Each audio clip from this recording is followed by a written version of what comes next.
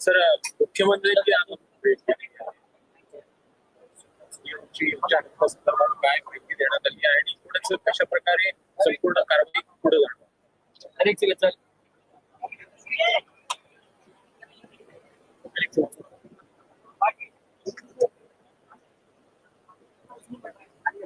सोमनाथ सूर्यवंशी यांची custodial death झाली आहे असा रिपोर्ट मॅजिस्ट्रेटने दाखल केलेला आहे. पहिला रिपोर्ट आलेला आहे, अजून त्याच्यातले अनेक रिपोर्ट त्याच्यामध्ये यायचे आहेत अशी परिस्थिती आहे. कस्टोडियल डेथ झाल्यामुळे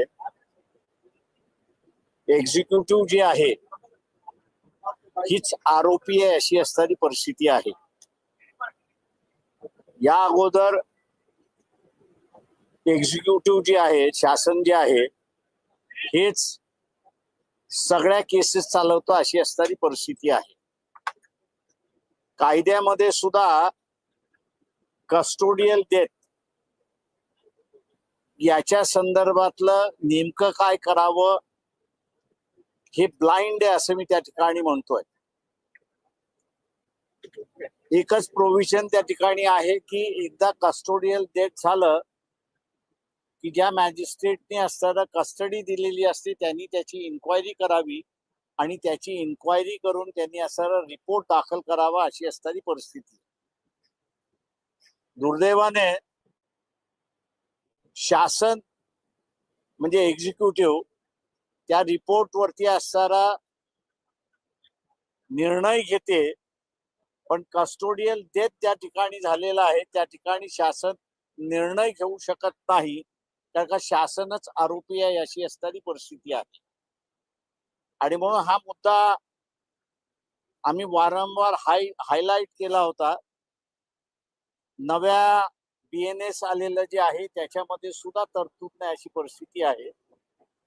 आणि म्हणून मुंबई हायकोर्टाच्या औरंगाबाद बेंच समोर एक रिट पिटिशन त्या ठिकाणी त्याच्या आईच्या वतीने, सूर्यवंशीच्या आईच्या वतीने दाखल करण्यात आलेली आहे. तिला या काही दिवसामध्ये मेन्शन करून त्याला असणारं बोर्डावरती घेण्याचं आहे. त्या संदर्भातली असणारी चर्चा ही मुख्यमंत्र्यांशी त्या ठिकाणी करण्यामध्ये आलो होतो. याचं कारण की कायदा सायलेंट आहे. एकतर असेंब्लीने त्या संदर्भातला कायदा पुढे घेऊन जावावा की एक्झिक्युटिव्ह एकदा आरोपी आलं की मग त्याच्यामध्ये कोण चालवणार, कोण FIR दाखल करणार, कोण इन्क्वायरी करणार या संदर्भातला निर्णय झाला पाहिजे अशी असणारी परिस्थिती आहे. सध्या हा प्रश्न आम्ही असणारा कोर्टाच्या माध्यमातून उपस्थित केलेला आहे आणि तात्पुरता का होईना आम्ही अपेक्षा ही धरतो की त्याच्या आईच्या वतीने जी रिट पिटिशन दाखल केलेली आहे त्याच्यामध्ये मॅजिस्ट्रेटच्या रिपोर्टमध्ये डेथ ड्यू टू बीटिंग हे एक्सेप्ट करण्यात आलेलं आहे, मान्य करण्यात आलेलं आहे. त्याच्यामुळे 302चा गुन्हा आणि त्याच्याबरोबर उरलेले गुन्हे हे कोण दाखल करेल, कोण चालवेल या संदर्भातलं त्या याचिकेमधला निर्णय होईल असं आम्ही त्या ठिकाणी मानतो. या संदर्भातली असं चर्चा माझी मुख्यमंत्र्यांबरोबर झाली.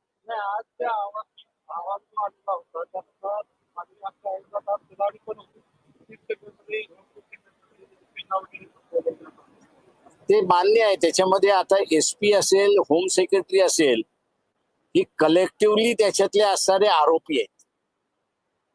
याचं कारण की मारणारा जो आहे तो तिथला असणारा पोलीस जरी वेगळा असला तरी तो एक्झिक्युटिव्ह ह्या कॅटेगरीमध्ये येतो आणि त्याच्यामुळे शासनच आरोपी आहे असं त्याच्यामधलं आहे.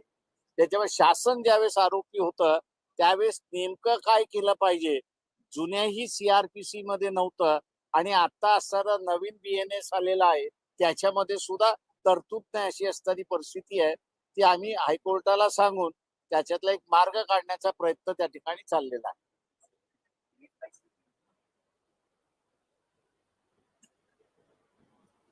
सोमनाथ सूर्यवंशी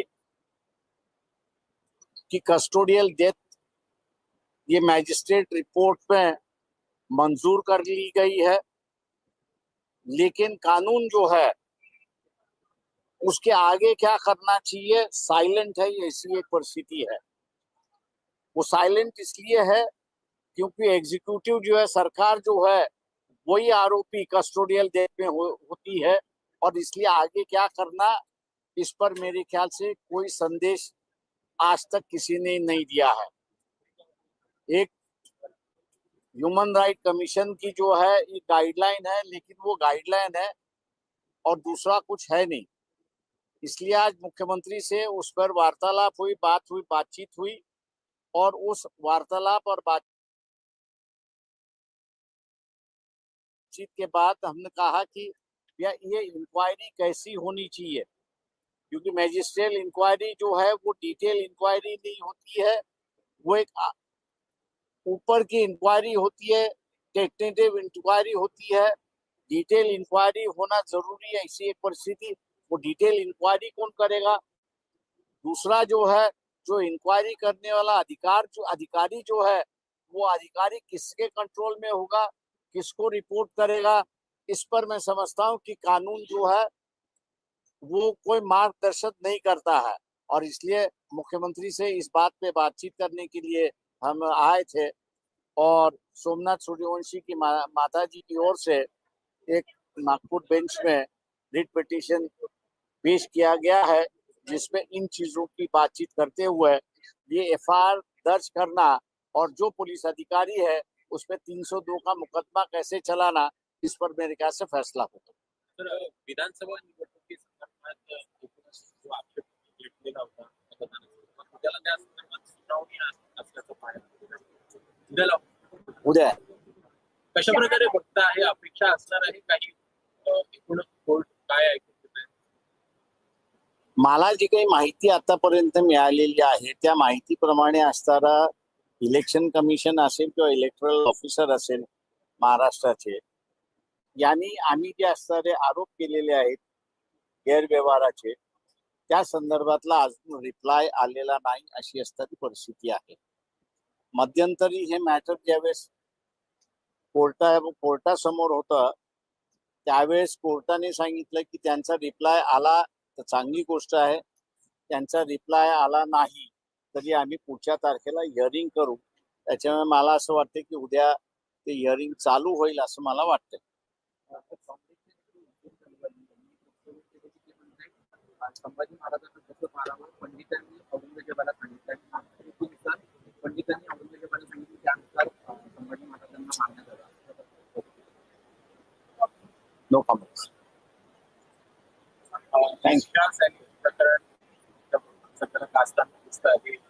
त्या संदर्भात SIT देखील ठेवली आहे. आता आरोप देखील होताना दिसत आहे. तुषार सैनींच्या वडिलांनी वकिलांनी आरोप केलेले आहे की यामध्ये आदित्य ठाकरे असेल, उद्धव ठाकरे असेल, यांना देखील आरोपी करावे. ते मध्यंतरी एक बातमी आली होती की सीबीआयने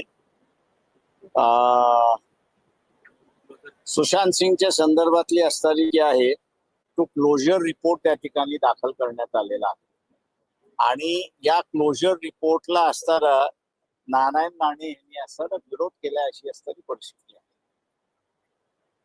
तर हा विरोधाभास आहे की नारायण राणे हे केंद्राचे मंत्री आहेत आणि त्याचबरोबर केंद्राच्या अखत्यारीत खाली असणारं म्हणजे प्राईम मिनिस्टरच्या अखत्यारीत असणारं सीबीआयचं खातं जे आहे ते असताना म्हणतंय की आम्ही हे क्लोजर केलेलं आहे. तेव्हा हा जो कॉन्ट्रडिक्शन चाललेला आहे या कॉन्ट्रडिक्शन वरती कुठेतरी पंतप्रधानांनीच पडदा पाडला पाहिजे असं मला त्या ठिकाणी वाटतंय. पहिला प्रश्न असणारा जे कोर्टात गेलेले आहेत तेव्हा कोर्टाच्या कक्षेमध्ये असल्यामुळे मी काही कॉमेंट करत नाही. कोर्ट आपल्याला माहिती देत राहील काय आहे काय नाही. प्रकरणात उद्धव ठाकरे मुख्यमंत्री असताना त्यांनी प्रकरण दाबल्याचा आरोप देखील त्यांच्या वकिलांनी केलाय. त्यामुळे त्यामध्ये सह आरोपी म्हणून उद्धव ठाकरे असतील, आदित्य ठाकरे असतील यांना सहभागी कोर्ट त्या बाबतीत निर्णय घेईल. त्याच्यावर प्री जज करण्यात काहीच अर्थ नाही असं मला. संविधानाची चर्चा होते, मात्र या सभागृहात विरोधी पक्ष नेता याची निवड अद्याप झालेली नाहीये. हा अवघा एक दिवस राहिलेला आहे. उद्या विरोधी पक्ष नेताच नाहीये. कसं पासा लोकशाही कुठेतरी जिवंत ठेवण्यासाठी सर्वतोपरी प्रयत्न केले जात आहेत, मात्र दुसरीकडे विरोधी पक्ष नेताच या सभागृहात नाहीये. हा मला वाटतं मतदारांचा प्रश्न आहे की मतदारांनी जो कौल दिला त्या कौल मध्ये विरोधी पक्ष नेता राहणारच नाही असा कौल दिला अशी असणारी परिस्थिती आहे. त्याला तुमच्याकडे जोपर्यंत कुठल्याही राजकीय पक्षाकडे जोपर्यंत एवढे मिनिमम आमदार नाहीत तोपर्यंत विरोधी पक्ष नेतेपद त्या पक्षाला मिळत नाही अशी असणारी परिस्थिती आहे. त्याच्यामुळे हा लोकांनीच ठरवलंय की हे सभागृह जे आहेत हे बिना विरोधी पक्षाबरोबर राहील. त्याच्यामुळे लोकांचा निर्णय आपण मान्य केला पाहिजे असं मी त्या ठिकाणी मानतो. भास्कर जाधवांनी पत्र दिलेलं आहे अध्यक्षांना या संदर्भात की निवड व्हावी, हे अपेक्षा ठेवून आहे की निवड होईल शेवटचं. ते शेवटी माझ्यांचं नियम सभागृह हे नियमाप्रमाणे चालतं आणि नियमामध्ये असताना तुमच्याकडे महाराष्ट्राच्या विधानसभेमधला असताना परिषदेमधला म्हणजे तुमच्याकडे अमुक एवढे आमदार असतील तरच तुम्हाला विरोधी पक्ष नेतेपद मिळतं, नाही तर मिळत नाही. तो नियम जोपर्यंत बदलत नाही तोपर्यंत असणारा विरोधी पक्ष येणार नाही अशी परिस्थिती आहे. तेव्हा मागणी ही केली पाहिजे की तो नियम बदला. अर्थसंकल्पीय अधिवेशनात प्रामुख्याने 3 ते 4 विषय फार गाजले, मात्र सर्वसामान्यांच्या जे प्रश्न असतात त्यांना कुठेतरी एक बाजूला केलं गेलं. औरंगजेबचा विषय असो, दिशा सालेन असो किंवा मग नागपूरचं जे घडलेली दंगल असो, याच विषयांना प्राधान्य दिलं. मात्र शेतकऱ्यांना विभाव मिळाले पाहिजे या संदर्भात कुठलाही विषय तसा गाजलेला पाहायला मिळाला नाही. ते मला वाटतं शेतकऱ्यांनाच आपण असणारा दोषी धरलं पाहिजे. याचं कारण असं आहे की शेतकऱ्यांना हमी भाव पाहिजे का हाच प्रश्न उपस्थित त्या ठिकाणी राहतोय. भारतीय जनता पक्ष असेल किंवा काँग्रेस असेल या दोघांनीही हमी भाव आम्ही देणार नाही असं त्या ठिकाणी मांडलेलं आहे. आणि मतदार ज्यावेळेस पुन्हा असणारा काँग्रेस आणि बीजेपीला ज्यावेळेस ग्रामीण भागातला मतदार हा पुन्हा ज्यावेळेस काँग्रेस आणि बीजेपीला मतदार देतो त्यावेळेस असणारा हमी भाव हा त्याचा प्रश्न नाही किंवा त्याचं प्राधान्य नाही.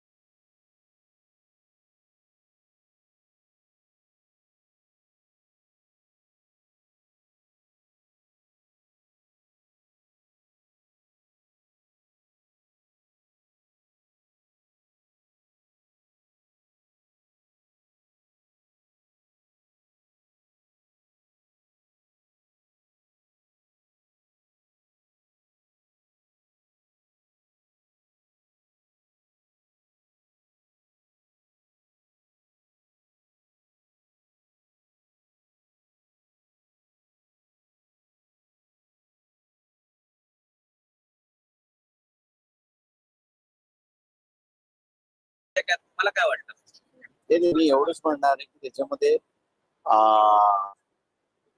संविधानाची चर्चा झालेली चाललेली आहे सभागृहामध्ये, पण त्याच संविधानामध्ये इलेक्शन तुम्हाला पोस्टपोन करता येत नाही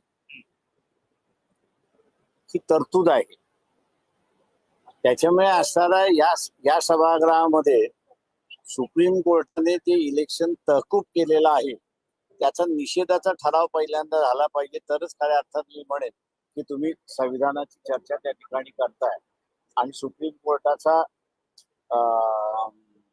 निषेधाचा ठराव झाला नाही तर ही तकलादू चर्चा आहे असं मी मानणार आहे त्या ठिकाणी. एक शेवटचा प्रश्न असा आहे की महायुतीतलं सरकार जरी बहुमतात आलं असलं तरी याच महायुतीतले नेते एकमेकांशी मिळताना पाहायला मिळतात, एकमेकांचे कोट्यावधीचे घोटाळे हे देखील काढताना पाहायला मिळतात. ते मुंबईचे रस्त्या संदर्भात असो, नालेसफाई असो किंवा ठाण्याचा कोस्टल रोड असो, यामध्ये सत्ताधारी आमदारच आपल्या महायुतीतल्या मंत्र्यांवरती आरोप करताना पाहायला मिळतात. ते विरोधी पक्षाचा रोल प्ले करतात, करू द्या, चांगलंय, स्वागत आहे. विद्यमान खासदारांच्या पगारामध्ये 24% वाढ करण्यात आलेली आहे. दैनंदिन भत्ते देखील वाढवण्यात आलेले आहे. माजी सदस्यांच्या नियुक्तीमध्ये वेतनात देखील वाढ करण्यात आलेली आहे. कोणाच्या? विद्यमान खासदारांच्या पगारात 24% वाढ करण्यात आली. मी असं म्हणेन की याची गरज आहे असं मी त्या ठिकाणी मानतो. 17 वर्ष सभागृहात राहिलेलो आहे, तेव्हा ह्या 17 वर्षाच्या सभागृहामध्ये पहिल्यांदा जे आहे ते 750 रुपये आम्हाला मिळत, आणि आत्ताचा असणारं जे सभागृह आहे त्या सभागृहातला मेंबर हा जर बघितला आपण, तो सेक्रेटरीचा बॉस अशी असताना परिस्थिती. पण केंद्रातल्या सेक्रेटरीचा पगार आपण असताना बघितला तर 2.25 लाख आहे, आणि त्याच सदस्याचा आपण असताना बघितला तर 75,000 अशी असणारी परिस्थिती. तुम्हाला जर ऍडमिनिस्ट्रेशन व्यवस्थित चालवायचं असेल तर तुम्हाला पॅरिटी ही मेंटेन करणं ही गरजेचं आहे. ती पॅरिटी ही तुम्ही मेंटेन केली नाही तर ऍडमिनिस्ट्रेशन इफेक्ट होतो, अशी असणारी परिस्थिती आहे. आणि म्हणून हा वाढीचा जो भाग आहे तो गौण आहे असं मी त्या ठिकाणी मानतो.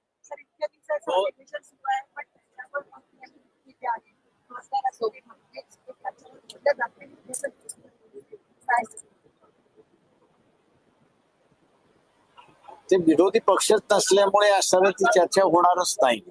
त्याच्यामुळे इंटरेस्टची जी चर्चा आहे तेवढंच होईल. आणि म्हणून मगाशी जे विचारण्यात आलं होतं की रुलिंग पार्टी मधलेच असणारे आमदार आपल्याच मंत्र्यांचा असणारा लखतरे बाहेर काढतात, तर तो व्यक्तिगत इंटरेस्ट असतो. त्याच्यामुळे व्यक्तिगत इंटरेस्ट चर्चा निश्चितपणे या सभागृहात होणार. कोरटकरांना अटक जवळपास आता म्हणजे 1 महिना झाला, त्याच्यानंतर ही अटकेची कारवाई होते. दोन पुरुषांबद्दल वारंवार अशा पद्धतीने वक्तव्य केली जात आहेत.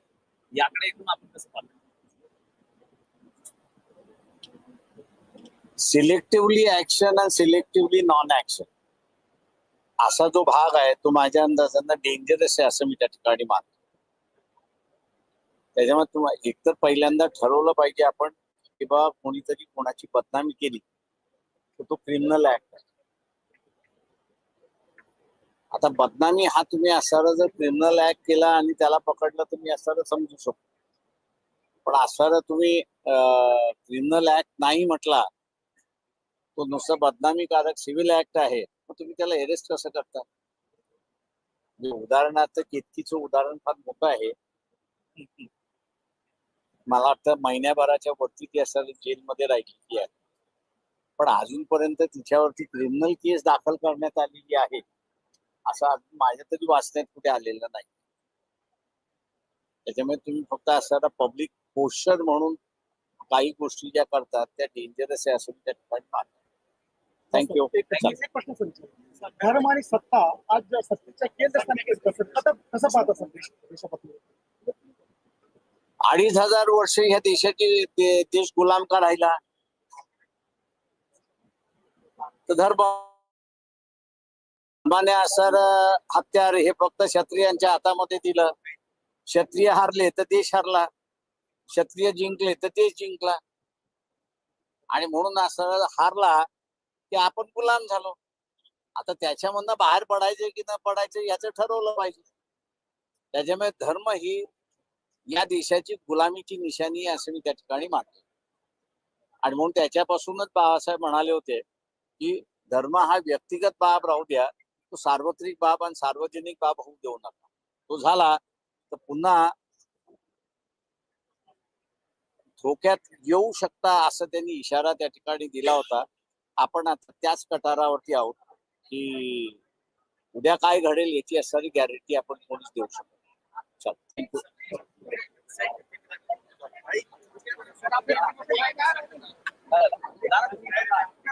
आहे